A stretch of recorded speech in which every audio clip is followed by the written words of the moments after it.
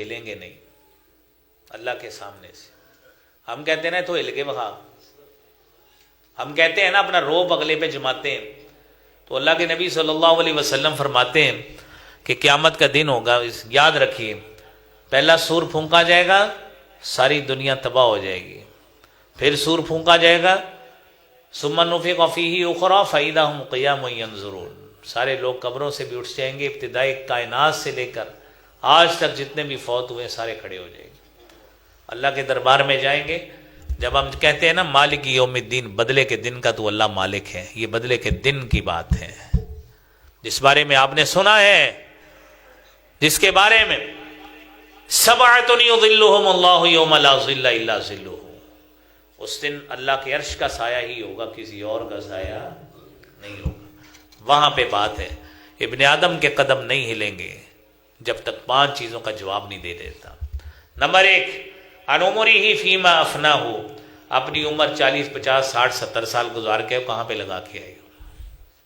Number 2، عن شبابہ فیما ابلاہ، آپ کو جوانی دی، آپ کو حسن جمال خوبصورتی سارا کچھ دیا، طاقت ہمت عقل شعور دانش انٹلیکٹ سارا کچھ دیا، کن کاموں میں لگا کے آئے ہو؟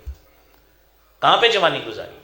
بڑھاپے میں تو انسان کو اس کی اولاد دکان پہ نہیں بیٹھنے دیتی، پھر تو مسیطیں ہی آنا ہے، پھر تو نہ اولاد دکان پہ بیٹھنے دیتی، گھر میں بہو بیٹھنے نہیں دیتی، پھر آدھا گھنٹہ پہلے ہی مسجد سے آ کے ہو تم ہی نہیں صحیح تم ہی نہیں صحیح۔ اپنی جوانی میں اپنے آپ کو صحیح کریں، جو امتحان ہے آپ کا جوانی میں صحیح کریں اپنے آپ کو۔ تیسری بات، اب مالی ہی من این اکتسبہ، مال کہاں سے کمایا ہے، کٹھا نہیں کمایا کہاں سے ہے۔ دنیا میں تو انسان، یہ گورنمنٹ نے جب حساب لگانا ہے نا کہ آپ کے پاس یہ سورس ثابت کریں مال آپ کا وائٹ ہے کہ بلیک ہے، تو انسان کیا کر لیتا ہے، کوئی وکیل کر لیتا ہے، کوئی جج ہی کر لیتا ہے ماشاءاللہ کہ میں اتنے بچ جاؤں۔ ٹھیک ہے نا، یہ تو دنیا ہے۔ تو وہاں پہ لیس بینہ و بین اللہ ترجمان، انسان اور اللہ کے درمیان کوئی ترجمان نہیں ہے، آپ نے خود جواب دینا ہے۔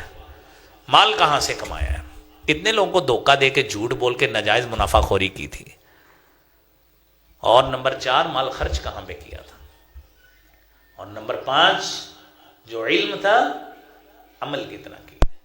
میرے بھائیوں، ان چیزوں کا حساب ہم نے آج سوچ کر سمجھ کر پھر سوئیے گا، پھر دیکھیے گا رات نیند کتنی میٹھی آتی ہے کہ نہیں آتی، کہ یہ 5 جواب ہم نے اللہ کو دینے ہیں۔